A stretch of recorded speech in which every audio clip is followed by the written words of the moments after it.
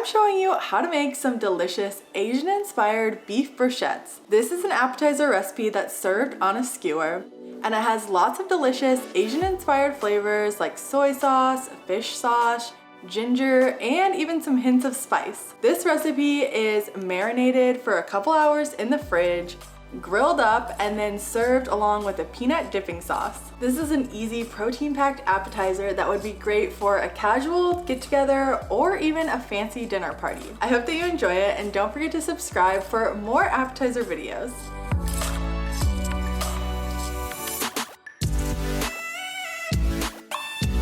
This recipe is packed with flavor, but for that we'll need quite a few ingredients. Don't worry, it's totally worth it. Starting off, we're going to chop up some lemongrass. If you've never used this ingredient before, it has a tough outer skin that you'll need to remove before you can chop it up. We're going to finely dice 2 stalks of the lemongrass and then place it into a bowl or whatever container you're going to marinate your meat in. Make sure that it's large enough to hold everything. Next up, we are going to mince 3 cloves of garlic. If you're in a hurry or don't have fresh garlic, dried garlic will also work, but I do love the flavor that the fresh garlic gives, so if possible, try to use fresh cloves. Then we're going to place that into our same bowl along with some light brown sugar, canola oil, fish sauce, some crushed red pepper flakes, half of the green onions that you'll chop up, and soy sauce. And then to finish everything off, we need some acid, so we're going to squeeze some lime juice into the mixture.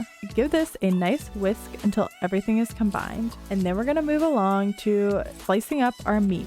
You'll need 2 pounds of beef top sirloin steak. You could also use flank steak if you're trying to save some money. If there's any excess fat on the outside of the steak, you can remove that and then slice each of the pieces into 1/2 inch by 4 inch strips. These are going to be the perfect size to place on a toothpick or a skewer. Once all of your sirloin steak is cut, add that to the marinade and then give everything a mix to make sure that all of the meat has been covered by that delicious sauce. Finally, place some plastic wrap on top, and then this goes into the fridge to marinate for about 2 to 3 hours. Make sure not to marinate the steak longer than 4 hours, or this could start to destroy the protein structure of the meat. This isn't something that you can marinate overnight. All right, now while the meat is sitting in the fridge, we're going to move on to make our peanut dipping sauce. To a high-powered blender, you'll add some soy sauce along with chili garlic sauce, peanut butter, ground ginger, and lime juice. And then because this is going to be somewhat of a thick sauce, we'll need to thin it out with some water. So start with 3 tablespoons of cool water. Then give that all a nice blend until everything is well combined.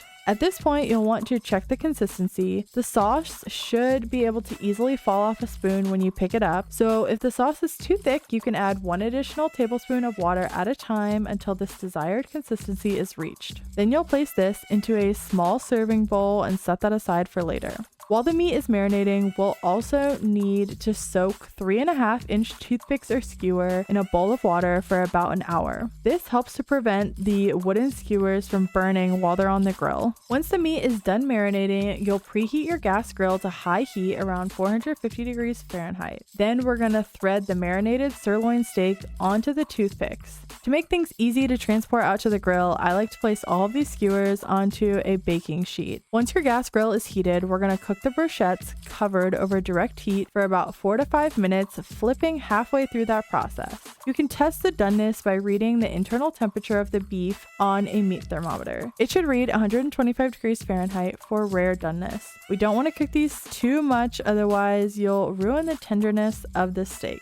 Once you know that the meat is cooked, add them back onto a clean baking sheet, and then we're going to transport them back inside to plate them up. I like to add them to a pretty serving tray along with my peanut dipping sauce. And then to finish everything off, we're going to garnish with our remaining green onions as well as some chopped peanuts. Make sure to serve these while they're still hot so that way your guests can enjoy them. This is an easy appetizer, but it looks so pretty and elegant. Your guests are going to love it. The full recipe along with tips and tricks will be linked in the description below.